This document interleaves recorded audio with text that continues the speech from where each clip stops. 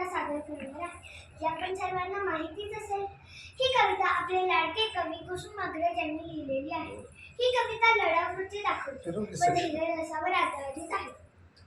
या महान कवितेचे नाव आहे कणा। चला तर या कवितेबद्दल थोडीशी माहिती जाणून घेऊ। एक माणूस होता, तो गरीब होता। तो त्याच्या बायकोसोबत राहत असे आणि एकदा अचानक काय झालं, त्या नदीला पूर आला आणि त्याचं सगळं घर सामान सर्व काही पुरासोबत वाहून गेले। मग तो त्याच्या सरांकडे धावला। चला तर ऐकूयात पुढे काय होतं ते। ओळखलं का सर मला, पावसात आलो कोणी? ओळखलं का सर मला, पावसात आलो कोणी? कपडे होते करजमलेले, केसांवरती पाणी। कपडे होते करजमलेले, केसांवरती पाणी।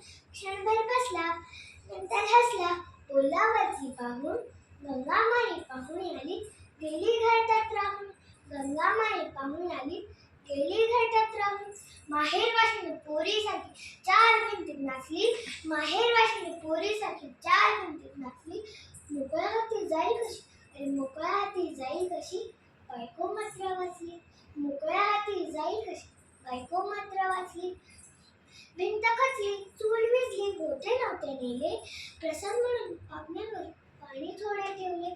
प्रसाद म्हणून पापण्यांवर पाणी थोडे ठेवले।